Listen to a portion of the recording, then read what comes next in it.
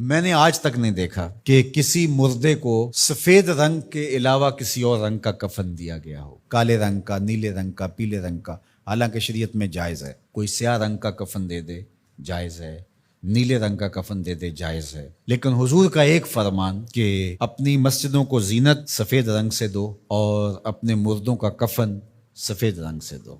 سفید رنگ سے کفن دینا مستحب ہے، لیکن اگر کوئی اور رنگ سے کفن دے دے تو وہ بھی جائز ہے۔ لیکن ہم نے وفات کے موقع پر کبھی اس مستحب کو بھی ترک نہیں کیا، یعنی غم کا موقع ہو تو ہم مستحب بھی ترک نہیں کرتے، اور شادی کا موقع ہو تو صرف ایک نکاح رہ گیا ہے جو سنت کے مطابق، باقی ہماری پوری شادی کی رسوم و رواج جو ہیں وہ ساری شریعت سے متصادم ہو گئی، الا ماشاء اللہ۔ باقی صرف نکاح رہ گیا، تو وہ بھی لوگ کہتے ہیں وہ پہلے جا کے مسجد میں کر آئیں تاکہ یہاں یہ تکلف بھی نہ ہو، اور وہاں پوری ہماری شادی کی تقریب جو ہے وہ ہماری مرضی کے مطابق۔ یہ خاندانی رسم ہے، یہ ہم نے میڈیا پہ دیکھی تھی، یہ سوشل میڈیا پہ دیکھی تھی، یہ ہمارے ایک دوست کی شادی پہ گئے تھے، یہ ہم نے وہاں دیکھا تھا، اور کتنی تہذیبوں کا مغلوبہ بنا کے ہم ایک تقریب کرتے ہیں اور اس میں ہماری خواہش ہوتی ہے۔ ہم شریعت سے نہیں پوچھتے کہ شریعت اس کے بارے میں کیا کہتی ہے۔ تو کیا اسلام غموں کا مذہب ہے، دکھوں کا مذہب ہے؟ خوشی کے موقع پر آپ اسلام کو نہیں بلائیں گے؟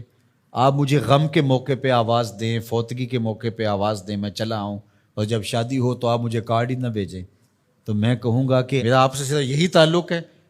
غم کا موقع ہو تو آپ شریعت کے مستحب کا بھی خیال رکھیں، اور شادی کا موقع ہو تو آپ شریعت کی پرواہ نہ کریں۔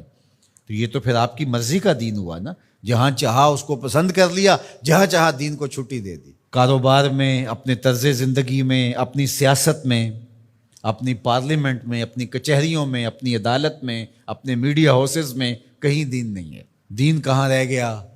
اللہ اکبر۔ اقبال نے جو شکوہ میں کہا کہ اگر مسجد میں صف آرا ہوتا ہے تو غریب، دین غریبوں کے پاس رہ گیا۔ دولت بڑھتی جاتی ہے تو دین بھی مرضی کا ہوتا جاتا ہے۔ مولوی صاحب کو پابند کرنے چاہتے ہیں لوگ کہ آپ اس طرح کا دین دے جس طرح ہم چاہتے ہیں، تو یہ تو اپنی خواہش اور آرزو اور تمنا کا نتیجہ ہوا۔ تو اللہ فرماتا ہے پھر یہ کیا ہوگا اگر تم ایسا کرو گے؟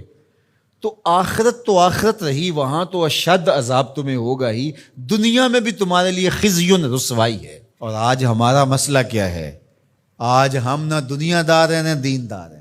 کافر تو سیدھے سیدھے کافر ہیں اور اپنا ان کا نظام ہے اور اس نظام کے مطابق چل رہے ہیں، اور ہم کیا ہیں؟ ہم رادے بٹیر رادے تیتر، کبھی ہم کہتے ہیں ہم مسلمان ہیں اور کبھی کہتے ہیں نہیں ہم جدید تہذیب کے نمونے ہیں، اور ہم اس صورت کے اندر اپنے آپ کو دکھانا پیش کر رہے ہوتے ہیں۔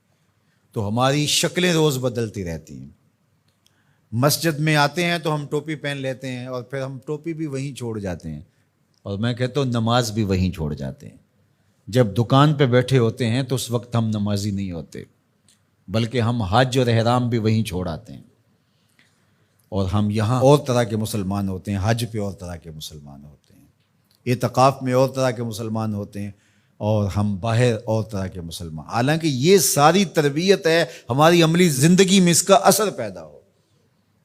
جب سجدہ کریں تو سجدے کا نور لے کے گھر پلٹیں، جب رکوع کرے تو رکوع کا جمال ہمارے ساتھ سفر کرے، جب حج کرے تو حج کا نور ہمارے ساتھ اتر کے آئے اور ہم اس کو معاشرے میں بانٹیں، اعتکاف کا جمال ہماری طبع کے اندر راسخ ہو جائے اور ہمارے اندر جو ہے وہ نور بکھیر دے۔